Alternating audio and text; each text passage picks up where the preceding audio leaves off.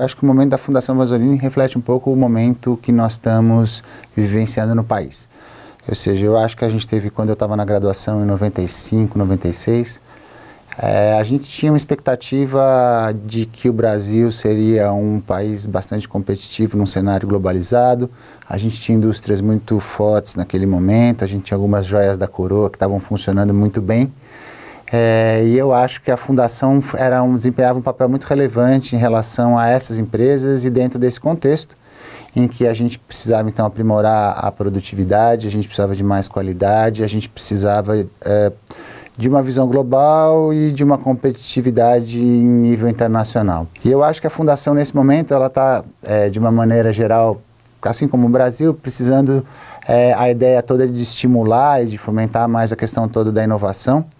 Então, uma inovação capaz de gerar novos produtos, uma inovação capaz de viabilizar novos serviços e, no meu entendimento, e aí puxando para a minha área pessoal, uma ideia toda da experiência, ou seja, a gente tem que ser capaz de desenhar hoje em dia novas experiências para os consumidores, a gente deve ser capaz de desenhar novos serviços e novas capacidades de encantar e superar aquilo que o cliente tem em mente. Eu acho que isso vale para o nível produtivo brasileiro e eu acredito que a Fundação tem um papel bastante importante exatamente no fomento à cultura de serviço e à cultura do desenvolvimento de novas experiências, aí sim amparados por questões de tecnologia.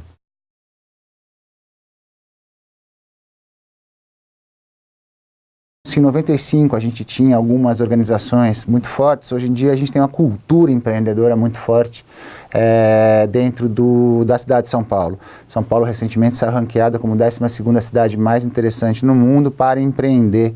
E aí nós estamos falando de uma escala global e de cidades. E o primeiro é o Vale do Silício, seguido por grande parte nos Estados Unidos, Tel Aviv, algumas na Europa e a gente, enquanto a grande expoente de fora dos grandes eixos. Acho que a USP tem um papel muito importante nisso, ou seja, nós temos 100 mil alunos muito especiais. Acho que nós estamos aprendendo a desenvolver esses talentos. Acho que dentro do contexto da Fundação a gente pode e já está trabalhando também esse desenvolvimento dos potenciais para o empreender. E fora das fronteiras da academia, a gente já tem um ecossistema preparado para receber esses talentos, para estimular o desenvolvimento desses talentos e para fazer com que esses talentos consigam, então, estruturar os seus empreendimentos e chegar ao sucesso. E aí nós estamos falando, então, de atores diversos, como, por exemplo, as aceleradoras, como, por exemplo, a questão toda do capital por meio dos anjos ou por meio do VC, do Venture Capital, ou dos fundos de Private Equity.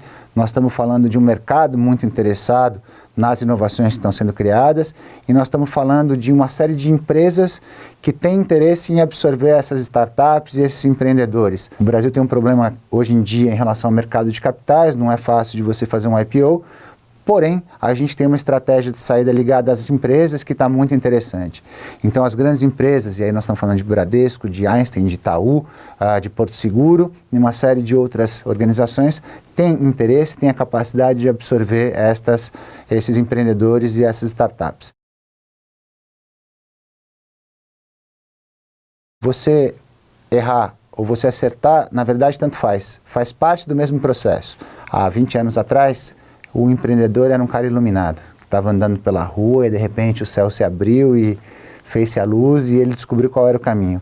Hoje em dia o empreendedor, ele é um cara que persevera e ele é um cara que tem resiliência. Então, por meio da tentativa e do erro, dentro dos modelinhos que a gente tem trabalhado de descoberta do empreendedor, validação desse empreendedor e depois de pré-aceleração, ele vai ter ao longo de 6 meses ao ano a capacidade e o potencial de chegar num modelo de negócios que funciona. A gente tem números já expressivos de startups que surgiram aqui dentro, que hoje em dia estão operando no mercado. Nós temos um volume expressivo de recursos captados por essas startups. Num contexto brasileiro, a gente está tranquilamente na vanguarda e na ponta de um processo, do estabelecimento de um processo de criação de empreendedores e startups extremamente relevante e, no nosso entendimento, muito útil para o futuro do país. Nesse modelo de tentativa e erro, em que o que importa é a vontade, o desejo e a perseverança, eu acho que essas são as principais características e é isso que a gente tem muito forte dentro de um contexto do brasileiro, numa generalização boba, mas ou seja, a gente pode dizer que o brasileiro é uma pessoa mais resiliente, em especial por todas as dificuldades que ele vai enfrentando. E quando essa resiliência encontra um espaço, um ecossistema favorável, como a gente verifica em São Paulo, você é capaz de fazer emergir uma cultura empreendedora bastante forte, bastante significativa.